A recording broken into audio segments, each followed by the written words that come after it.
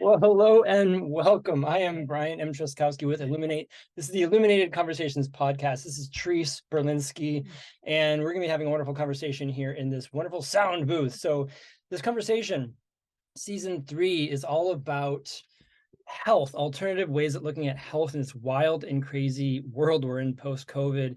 And Trice does mindfulness meditation and stuff like this. And so she's going to be talking about that, maybe heart math. I think you said you do as well, right? And so she's going to be bringing to the table, literally, some different concepts of how you can get to maybe more mental, spiritual, emotional health from that perspective of mindfulness and meditation. So, Trice, go ahead and tell people what's your background? What's your history? Why should we care about what you have to say? And like being the authority on what you do. So yeah, definitely. Thank you for having me. Yeah, I love it. Yeah, absolutely. It's fun. So my business is called Presence to Pupils, and I just literally had a calling one day to teach mindfulness to kids in schools. And I didn't even really know what exactly that word meant or anything like that. So I just did some research, ended up finding that it was being taught out in California, and ended up getting my first training and weekend, basically a seminar for mindfulness and education at Omega Institute in New York. And the training was by it's called Mind Up is the curriculum, and it's actually by Goldie Hawn, which probably most of you know.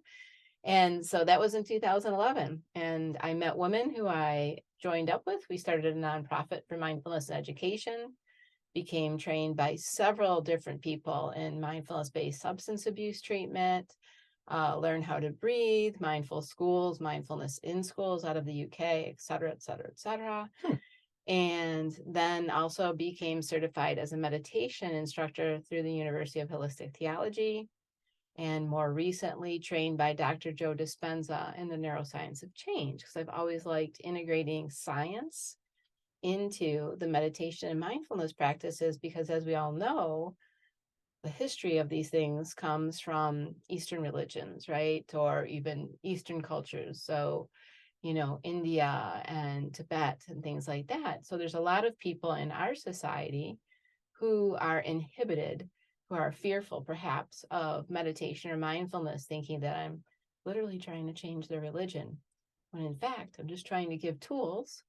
And that's what I do best, is basically break down the information so that people can access, understand, begin to practice, and have greater awareness and become empowered in their lives. One of my favorite words. And the theology is the studying of the Eastern philosophies that you mentioned then, or? It's called what did I call it now? University of Holistic Theology.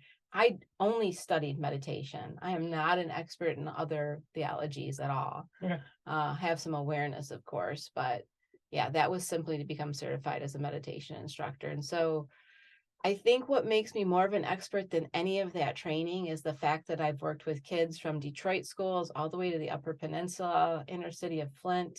Oh, wow. Even Catholic schools. So literally integrating these lessons through the Bible, and an example would be love your neighbor as yourself. Like, we hear that when we go to church or when people go to church, but how? And so meditation, mindfulness teaches us how to, perhaps I'm really angry at my neighbor. Perhaps something happened that was really bad. I don't even want to think about the examples because I don't like to throw those things out there. But, then how do I manage those emotions and continue to love my neighbor? Right. And that's what it teaches. Well, they say, those who cast the first stone, right? It's just like from the Bible. It's like, how can you see the fleck in your neighbor's eye when you don't see the plank in your own? I mean, this is the Bible stuff. So do the inner work, right? Exactly. And so mindfulness meditation is present moment awareness without judgment. And so it means literally not judging yourself too. Wow. I mean, that's so hard for some people to not even judge others. Yeah. Right. Because that's the first, but again, from the Bible, judge not, least you be judged, right? Let God do that. That's not our job to do. So how hard is that? I mean, that's the whole point. What you're saying is to drop back and go, okay, how am I in this? Right. And as we practice, though, not judging ourselves, it makes it easier, literally, to not judge others. Yeah. And so it's that, and the opposite of judgment is curiosity. So it's this constant coming back to being curious instead of judging and loving. Loving kindness is a big part of meditation, mindfulness meditation, and also the heart math that you talked about. That's beautiful. So my friend and mentor, Steve, who will be a guest on the show in time, uh, says, if you're fully present, you're only coming from a place of love and curiosity, right? Beautiful. That's full presence. Yeah. Anything other than that, you're not fully present, Right. Because whatever. Mm-hmm. So what does that look like then? So you guide people and children. Is your main population kids then, or do you work with adults? I work with everybody. Okay. So, I mean, I've worked with sports teams like University of Michigan women's softball team, Girl Scout clubs. I've led young men, people who are struggling through grief, people in Flint who the objective was to help them because they had someone in the family incarcerated. And in essence, what happened is they were more upset about the water crisis. So it's been all over the board. More recently, I'm working with people on a love-based donation basis, which means that people pay what and when they can. And my passion behind that is because I know that there's especially youth. It could be anyone, and we're all connected. So even if I'm working with the adults, the parents, it's still affecting the children. And so, but there's such a wait list. There's this epidemic of mental health crisis for youth right now, adolescents, and a lot of them can't get in. And then that's tragic. And I was talking with a friend the other day, and who has kids, who's a pediatrician, Megan, right? Yeah, and she was saying, when her and I were talking, it's like, well, you and I as adults can do all this inner work, but what if we roll the clock back and do this work when we're kids? Right. That would just circumvent and solve the whole thing going forward. Right. And I even saw in the news the other day, like, yeah, there's an epidemic of this happening, mental health of kids. My perspective, I'm curious for your response, is I think with the spiritual awakening, the ascension they're having right now, kids are waking up and having ascension symptoms or awakening symptoms, which, according to the DSM, is considered psychosis or being neurotic, hearing voices in your head, seeing things, right? So we're going to throw you in mental health, when in reality they're having a spiritual awakening. Right. I mean, what's your thought on that? Yeah, I've seen that. Was it last year? No, I think it was. Maybe it was 2 years ago. I can't remember. No, it was last year actually. I went on a trip to North Carolina, and I was in a house with my friend and her husband and all their sons, and all these young men. And it was profound, mind blowing, the interest that they had. I mean, when I started this work in 2011, people were against it, from a religious perspective. Men and boys had no interest. And it's just all of that is changing, and they're accessing like literally what you're talking about, and they're trying to understand it through neuroscience and meditation instead of just being diagnosed with something, like you said. And that's what Joe Dispenza gets into, is the science of it. Oh, right? Yeah, absolutely. And I think people need that, like the heart math. Right. I hate to say, like, this country is still very puritanical in its roots. And even though we're all like growing, mentally and education wise, people still want the science behind things. And people like me who just know, but then I think a large part of the population is like, well, teach me the science on this because it's not true elsewise. So I love that Joe Dispenza is doing that work, and Greg Braden and people like this are doing doing the hard work to do the science, because we need to. And what's interesting is that, I have some scientists in my family, and they've said, well, it's, it's not scientific, certain things. And then I don't remember where I read it, but it was that basically we are our own laboratory. I mean, there's no truth like the truth that you experience, and that's always wonderful too. When I do my work, there's no really set method. It's really tuning into where people are in the present moment and being able to work with them through whatever's happening. So you can't just, the curriculum is fine, but you have to be able to, or I have to be able to, when I work with them, to really feel like I'm doing a good job to access them where they're at, to even tune in. And sometimes it's not a thought process. It's not that logical. It's more the, through meditation, just quieting the mind.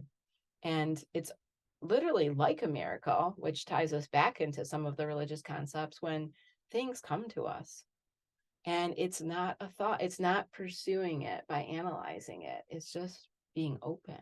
And then emptying the cup and letting the information come in. Right. And that's the thing is that can either, I was talking with someone yesterday, Dr. Aaron, about the same idea, is we can either be with these new esoteric ideas, we can either be scared or like holy cow, I want to get into that, right? And there's a strong bifurcation of black and white, right? And not a lot of gray area in that, because it either, like you said, challenges religious beliefs, or they're just not ready for it, right? Because it challenges their own personal beliefs. I think especially with getting into meditation and hearing these intuitive thoughts, what I've seen is sometimes it reveals things to people that are either A, not ready for, or they don't want to hear. So then they shove it back down and they run from it. Right. A lot of people are living in a state of fear and a state of survival, and it's either from things from their past, or it's from what's going on in society nowadays with all the discontent. And these things are wonderful for that's what that, I was right? I just can gonna be say. addicted to this thing 24/7, not have to look up, and at the same Mhm. time, I can ignore everything, right? Yeah. And so absolutely, it's that, right? So these are convenient, they're everywhere. And that's literally like, in the past, if you had something chasing you, and you were really threatened, your life was actually threatened, with all of that information constantly coming at us, or the social media or the texts, it's literally like something after you all the time, just that slow drip. Well, it's the endorphin rush that you get out of the message, the email, it's all the social media has been driven to build that, right? The addiction, 100% addiction. And I saw this meme one time, and it said, if you want to understand addiction, recognize that every time you pick up your phone is the same thing as an addict wanting to pick up their substance. And that hit me, boom. I'm like, oh my God, like that makes perfect sense. And even beyond that, I mean, that's a piece of it, but then think too about everything that happens in your life that's a challenge for you, every problem or habit that you can't quite overcome. What internal addictive state is going on inside of you that you're basically nurturing? Not you, but people in general that we're nurturing. And we can't overcome something that we actually have the power to overcome, because we don't realize that we're driving those chemicals inside of our body. Like if you have trouble being on time, which is a struggle I've dealt with throughout my life, realizing that I'm addicted to that adrenaline. And so then when I start to run late, to not allow myself to get that thrill from the adrenaline, if that makes sense. Interesting. I haven't heard that angle. I've heard other angles, but that's an interesting one. Yeah. Yeah. So my question to you is, for those listening, this is wonderful philosophy, but practically, is this something, I know those who do the inner work, it's often better be done in groups or with a therapist or a mental health person.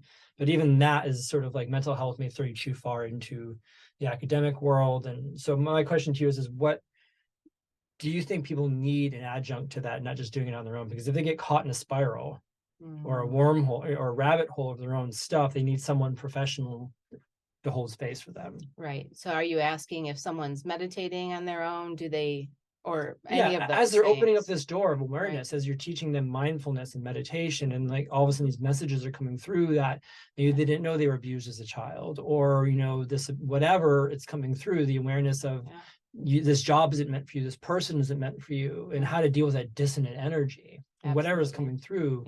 So I have my own, but I'm curious what your thoughts are on that. Yeah. And so I've had clients I work with people one-on-one as well. And even though I'm not a certified therapist, I basically like a life coach, right? Through teaching them meditation and mindfulness, and have clients who have been victims of abuse and have PTSD and trauma. And so it's very much needed to guide them, because for example, one particular person was doing body scans and doing them very well, which is like a meditation for the audience, if you don't know, where instead of focusing on the breath, like people do in a meditation, it's picturing each part of the body and really turning that attention, that curiosity towards what's my head feel like right now. And, small little things like, can I feel my hair against my cheek? Like continuing down and even on the inside of the body.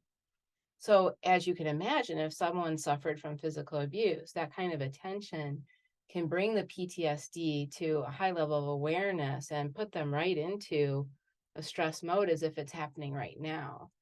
And so while they were doing a good thing, to guide them into other tools and skills that they can use so that they're not going to literally keep themselves stuck, right? Because sometimes we think, oh, well, this is a good thing, right? Yeah. Yeah, and I think that sort of brings up this misconception that spiritual awakening or all this mindful stuff is like all, the Instagram lifestyle. Look at me, I'm meditating with my crystals and things and blah, blah, blah. But in reality, it's like, no, you're pulling back the veil on a lot of stuff, right? And so it's not always easy, and it's funny, there's this meme I have, it's a 9-part thing, and maybe I'll drop it in just as a frame here so people can look at it, but it's a 9-part frame of like all the different feels, right, that we go through, like, oh, this is bliss, get off my lawn, life is perfect, right? This is like, they're after us, they're watching us, like all of it, right, that comes with the spiritual awakening sort of thing. So yeah, it's that, because I definitely know people, similar thing, they could be in a yoga class. It's happened to me. I've been in a yoga class doing stuff, and all of a sudden I'm going through a rebirthing experience. Right. And luckily I had the resources to be able to manage that, but most people wouldn't. Yeah. And does your audience know what a rebirthing process is? Right. Experience. Yeah. I right? mean, and I talked about it briefly, but in short, it's from that meditative standpoint, like when you're getting information like intuition, it's like I'm literally going into a dream state and a meditation state where I'm being rebirthed as a human in a meditative state. And it's really fascinating. But fortunately, I've gone through it many times as a bodywork practitioner. I've been facilitated through those. So it helped me first to have all this other facilitating people do it for me. They give me the tools to go, oh, okay, I can manage it when it shows up, right? It's still kind of weird and scary. And like I said, the conversations here may be sort of weird and far out, maybe triggering you. Maybe you don't agree with us and you don't have to. But either way, these are conversations to like expand your mind, go home and think about them, talk about them with friends, or especially what we're talking about right now, right? Rebirthing experiences, all these things. So we're not here to convert or change people. We're just here to like, hey, here's a radically different way of thinking about things, right? And I've been doing this for a long time, over 10 years. So, I mean, for me, it's like, oh yeah, everyday conversation. yeah, right. For So, some people, it's not. Right, exactly. And so that's part of why I was having these conversations, is to broaden. So thank you for going into that. But again, that same thing is being able to find, like, a friend of mine going through therapy has a trained mental health therapist who also does like shamanic work, meaning like she's open to the esoteric and the energetic realms as well. So I think it's a beautiful merging if we can get more of that, like life coaching. I think as a life coach myself, it's just like, we're not giving answers to people. I'm personally asking questions to get them to their own solutions. Right. And I think just having that safe container to be inside of sometimes is all we need. And creating space. I mean, essentially what meditation does is a similar thing between a therapist and their client. There's space. So you might be overwhelmed, or a client might be overwhelmed with all the problems in their life, and it's so close and they can't see through all of the chaos basically. But a therapist sits back and starts to gather the story and the pieces. Well, in meditation, we, as you know, literally sit back and become the observers of ourselves. And so instead of being caught up in the drama, it's like we're in a movie theater and we're watching it on the screen, but we're not so immersed. So then we can see the patterns. And then that present moment awareness allows for answers to come in that are not based on our past. Because so often, I think if there's a point to make to the audience in terms of connecting to these beliefs, we can't solve our problems from what we know from the past that have led us to the problems that we're having. And so by staying open, new information comes in. And again, not through analysis. And that's an experience that until you have it, you don't realize how accessible it is. Right. I mean, the past can inform, but it's not going to have the answers necessarily. Right. Right. Oh, for sure. Yeah. And that's wisdom too, when you can look back at it and learn from it. Right. Exactly. And for those that may be more spiritually religious based, we could say, it's God or the Holy Spirit coming through to help inform us and guide us on our path. And I think it's I mean, maybe triggered, but it's semantics. It's divine. It's our higher selves. It's God. It's coming through to inform. Yeah. And if people, when I talk to, people in groups and I'm doing a training or even one-on-one, I say, whether it's God or the universe, it's an energy. And that's where some of the information I learned from Dispenza, I just love, because he explains that everything is information and energy. And, we literally create an electromagnetic field around our bodies that is measurable based on our thoughts and our feelings. And when I was a little girl, it used to be power of positive thinking was the trend. And then we realized more as neuroscience and other sciences have evolved, that we can literally choose our feelings. And it's like, you don't, like you said about repress earlier, if you feel grief, you can't repress it and just say, well, I'm going to feel joy. You need to go through that process, right? But by going through that process, it allows that energy hold that might have you, whether it's physical, like even asthma. I was talking to someone with asthma recently, or emotional, like grief. When we restrict ourselves emotionally or physically, we're literally holding on to that which we want to get rid of. And so learning to relax, both on that emotional in our heart, right? Our minds even, or our guts. Like you said, let go or be dragged, right? Yeah. Yeah. Yeah. It's like, and that's the thing is that sometimes it's like it shows up and we just want to like, because it's familiar. And then there's the flip side of that. It's, letting go. And all of a sudden, this thing we've been holding on to for 10, 20, 30, 40, whatever years is gone. And there's this weird void and it feels uncomfortable. Mhm. But as they say, just because it's different doesn't mean it's bad.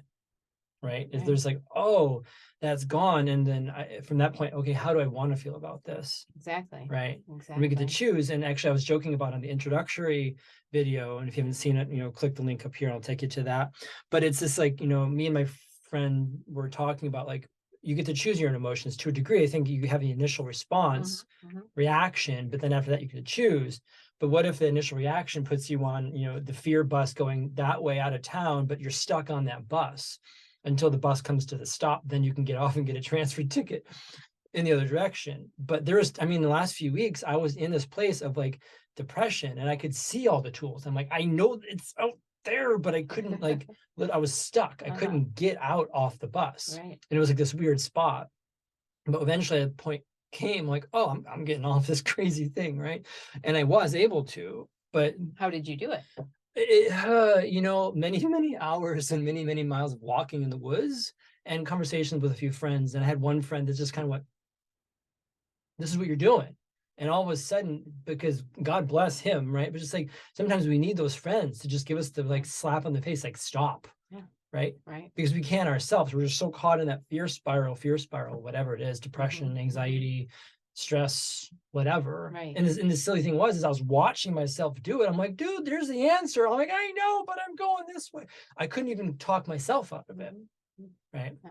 I think we've all experienced that, which is why these practices are so important, because the more you do them, the more accessible they are, so that when you really need them, you can pull it in, And so one of the things I learned in my training is that initial emotion lasts 60 to 90 seconds. And so if we don't ruminate, the actual feeling goes away. Yep. That's the truth of it, I think, is that it's people, I'm guilty of it. Me too. Right. Me too. Oh, how does it feel again? Oh, wait, what about now? It's and then circling back and then in. What if, all of it. Right. All the thoughts have to feed the emotion. And then, even like with me with my knee, we're talking about flow and knees and like, injured my knee and I keep going into these meditations like, oh, it's healed now. And I wake up, I'm like, are you sure? I don't believe it. And it's just like, well, no, it ain't going to be healed now because you went back into it. Right. Right. And that's one of the things. So basically, like the Dispenza training talks about positive thought and positive. That's not just positive thinking; it's positive feeling, right? But then through the work I've done with Christian-led meditations, I've done this mathematical equation where, and it could be universe too, but so it's a positive thought and a positive emotion gives one. Now, if you have a positive thought like, oh, I want my knee to feel better, but I don't believe it, so that's a negative. So now you've got a 0. So if you have two positives and you literally get out of bed, get up from your meditation, believing it's true to the point where you're giving gratitude that it's true, now you've given a multiplier to that 1 + 1. And I say gratitude is the n multiplier, it's infinite. And so you literally start to create that field around you where it becomes your reality. Okay. But the moment you stop believing that, and that's faith, it's like literally a mathematical equation for faith. The minute you stop believing it and go, where's that pain I'm so used to feeling? Right.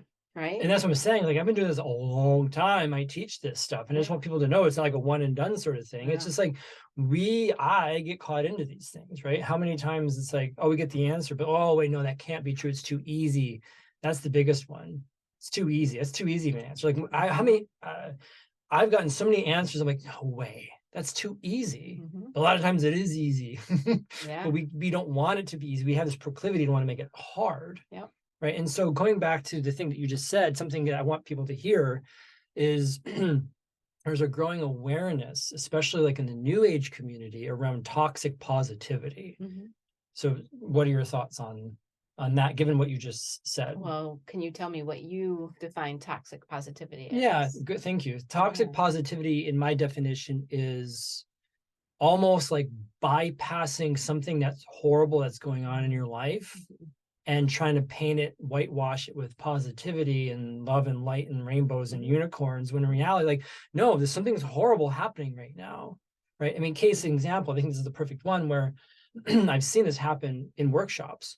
Someone has a loved one die, and they're in the middle of the grieving process. Maybe they're at the beginning of the grieving process, and someone comes like, well, they're always with you, and they're just with you in spirit in a different form. It's like, that's true, but they have to go through the grief first.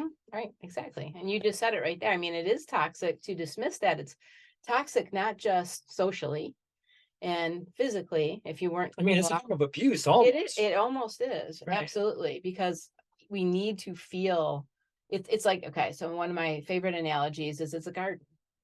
And if you have this garden and you're like, you go out to the yard and you're like, I'm going to plant my garden there. But you don't sit with those, you don't take time to look at it and see where the weeds are and where the rocks are where you have to pull and where you have to till the soil.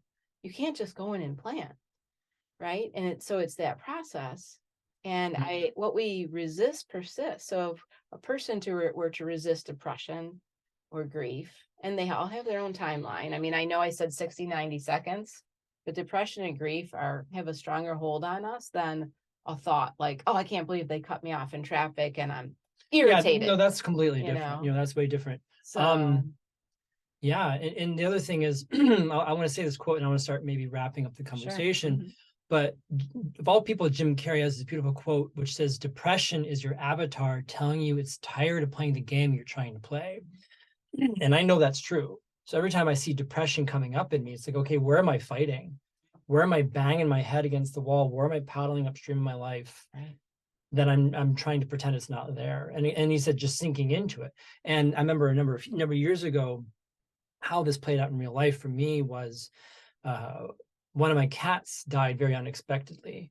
And being in the more new age community, I was going into meditation and mantra and all these things to try to like spiritually bypass the experience away. And it didn't get me anywhere. And maybe a week or so, maybe 2 weeks after my cat passed, I'm on a walk and I'm like praying for answers, and I hear surrender. I'm like, what do you mean surrender? They go, let the wave consume you, let it kill you. I'm like, are you kidding me? Like, you need me to be, and it's like, if you want to get out, you got to go through it. Yeah. Stop trying to stop the wave. For sure. And so I went home, and I was living with a partner at the time, and she was in session with a client at the house. She came out and she's like, wow, what happened to you? I'm like, I surrendered. I allowed this grief to consume me, to pull me under and drown me. But it wasn't through that I could get out of it. And the next day I was significantly better. Yeah. But I had to go into that because I tried for weeks to bypass it. Right. So sometimes we need to let that, because there's lessons in there. Like you said, if you're using the gardening soil, there's fruit in the loam, right? In the death rebirth of all that. It's like embracing, like I think of myself as a little child and taking a gift. Someone put it, wrapped a gift for me. It was, a really weird shape, and that curiosity. And I did that with depression, exactly what you just said. I had to remember, first of all, to embrace it. But then once I did and took it like, that gift, like turning it around, shaking it, listening to it, like really, really seeing it as a gift and really being curious and being with it, letting it take you under. It passed. I mean, I dealt with it for years and years and years and tried therapy and talking to friends and family and exercise and sunlight and vitamin D. And, it was really through the process of emotionally allowing, surrendering. And that's the thing, is most people have fear. I had fear, right? You want me to go deeper into this? For sure. It's like, heck no. Yeah. Right? Push that away. Yeah, absolutely. So this has been a lovely conversation. I think we're kind of coming up on the half-hour mark, but how can, so closing, I'll give you time for closing thoughts, and then if people want to get a hold of you, we'll put all your information in the Sure. description below, but just share a little bit more, maybe wrap this up, and then how can people get a hold of you? And also talk about your workshops that you do too. Yeah. So this summer at a place called Nature, a Michigan Retreat in June, June 22nd through 25th. There is a workshop based on Joe Dispenza's work with myself and another colleague, Change Your Mind, Create New Results. And my website shows that information at triceberlinski.com.